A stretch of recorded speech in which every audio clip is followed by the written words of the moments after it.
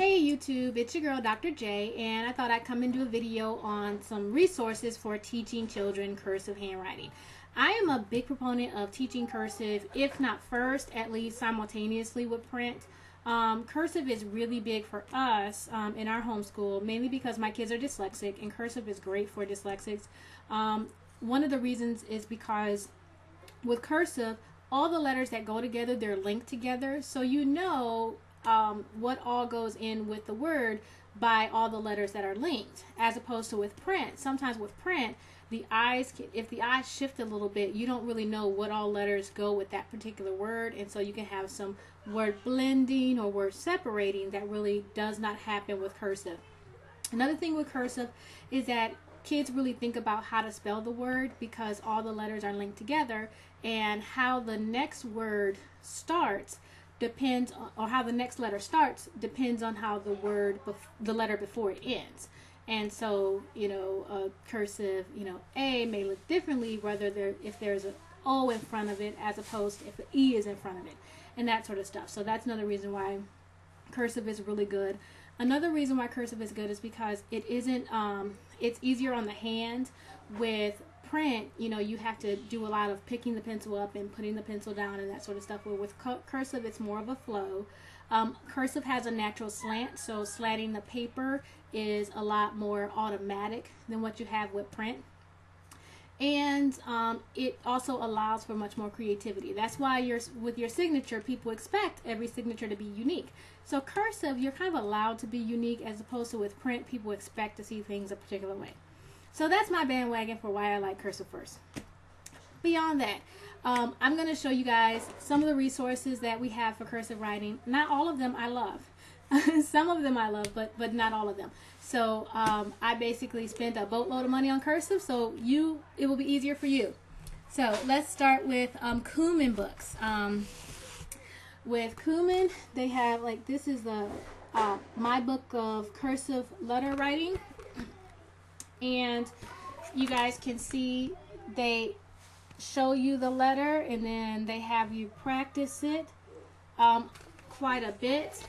With the Cum Books, they're good for forming letters, but in this book your child is going to get very little freehand practice. So in the 6, 7, and 8, my book of cursive letter writing, it's going to be very little freehand, but they will show your child exactly how to make the letters, but you won't get a lot of practice.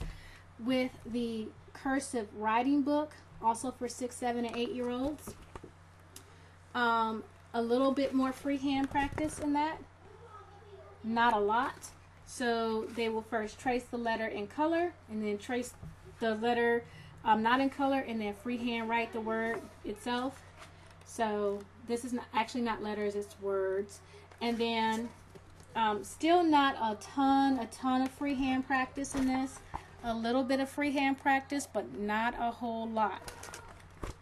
I like these books only for really young children. I don't think this book would be great for an 8-year-old unless you had an 8-year-old with fine motor skill issues.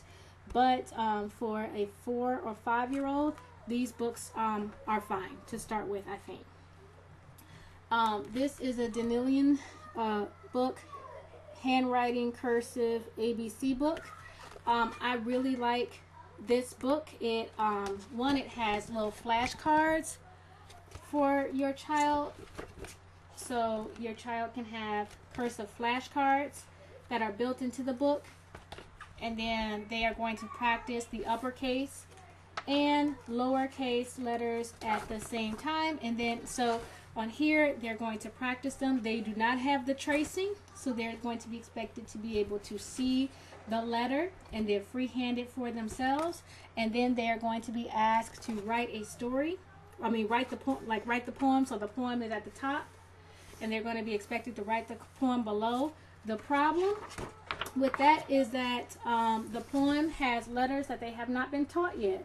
So this is not a good first book to start with, but if you start with the Cum Books and your child needs more practice, then this DAJedu book, I got this off of Amazon, it will be good. This is not a good first book because there's not a lot of built-in practice, and they're going to be expected to write words that they have not yet mastered. This is another Denilian book.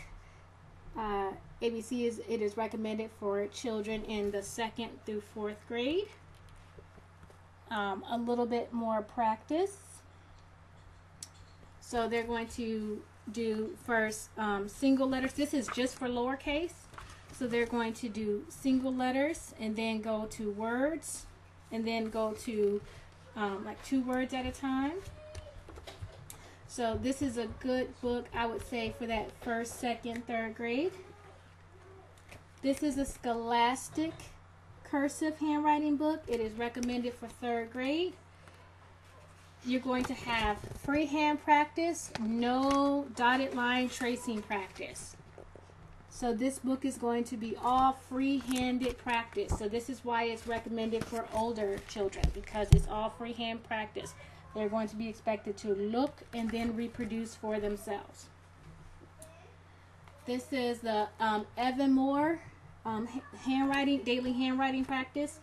It is for a child that just needs a bit more practice as opposed to a first book. This is not a good first book, but if your child needs a bit more practice, it's good. I actually really like this book for left-handed children because of the way it opens, so you don't have to tear the pages out so that a left-handed child won't get frustrated. But not a good first book, but definitely a good practice book. I also like how the letters are formed. So this one, this is a Scholastic writing practice book, inspiring quotes. And so, you know, it'll have a quote at the top, an interesting quote at the top, and then they will practice one word, and then another word, and then a third word, and then they're going to reproduce the poem that they see up. This is recommended for grades 3 through 6, and that is because it is all freehand practice. They are going to be expected to know how to write the words. So this is not a book to teach cursive.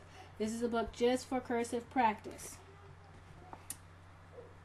Every Child Can Write Cursive. This is Frank Schaefer Publications.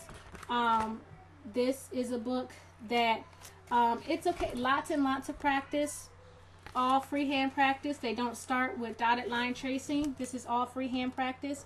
It's a good book. I actually don't like the way that the cursive is written in this book, but if you don't mind, I actually like it when all cursive letters start at the bottom.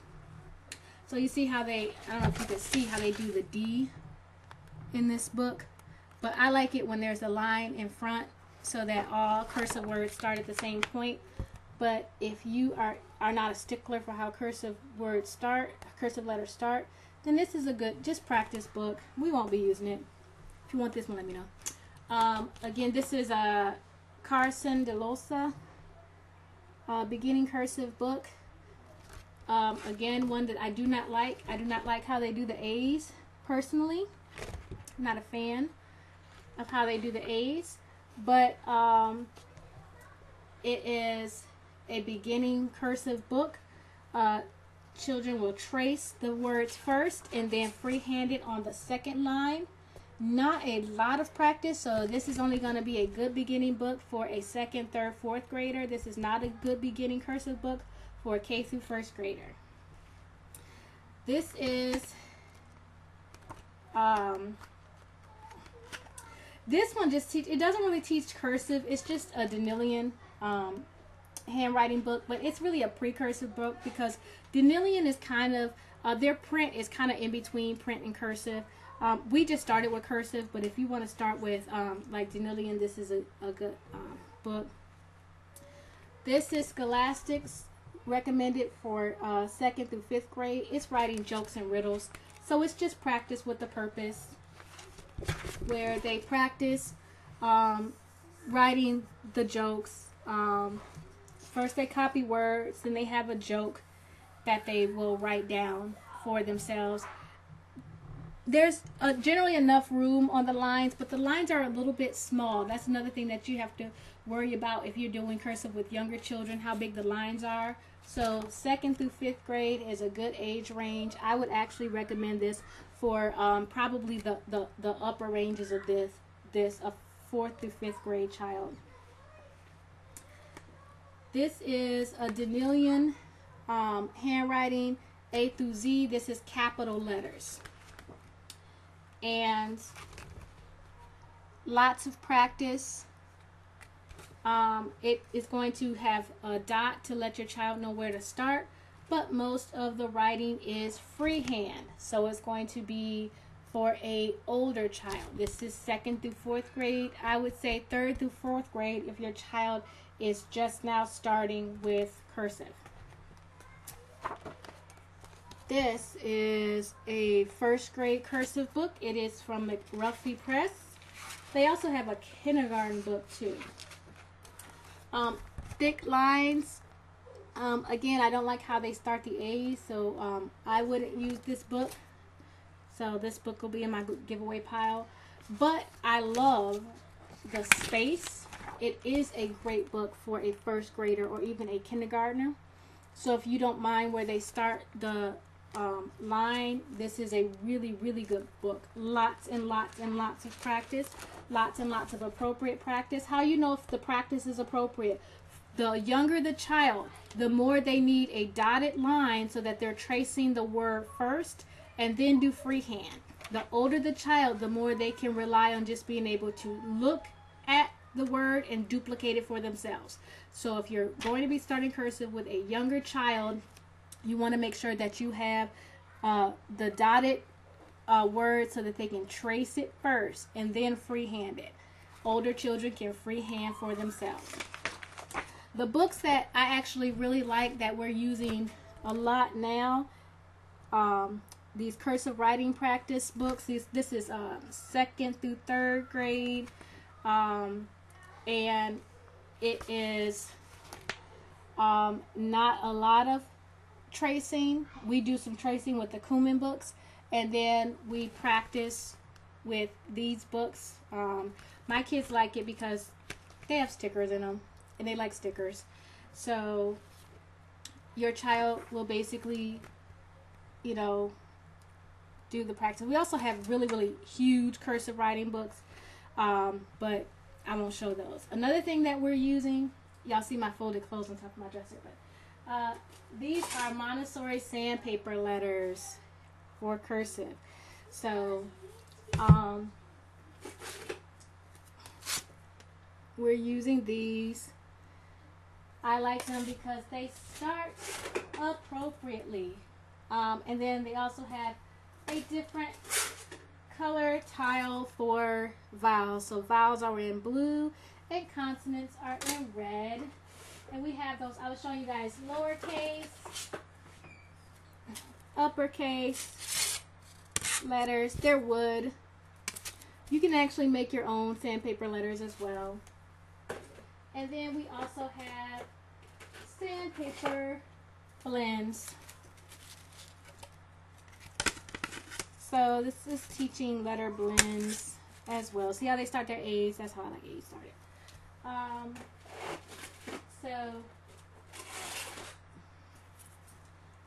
So we do, in addition to writing in practice workbooks, we also do sandpaper letters and letter blends. And you can actually make your own sandpaper letters too. If you have some glue and sand, I've done that just on construction paper. I'll write their names, or we'll write words that we're working on, and then I'll write it in glue and then put sand on it, let the sand dry, and then dump off the extra sand. Then you have your own sandpaper letters, and you can make custom words with those, and the kids really like those. But if you're looking to introduce your child to cursive writing, I previewed a few books so that you don't have to, but the big thing to remember is the earlier your child is in writing, the more you want to make sure that they have dotted line practice first. If your child is better at writing, or they're very good at visually seeing and duplicating, You can skip the dotted lines. It might be frustrating or annoying for them, and then just go to freehand cursive. Practice books, they're not going to teach you your child how to write the letters. They're going to be expected to know them. So if your child is just now starting cursive, you want to make sure that you go first with a book that's going to teach them cursive and then move to a practice book. So this is Dr. J. I hope this helps, and I'm out. Bye-bye.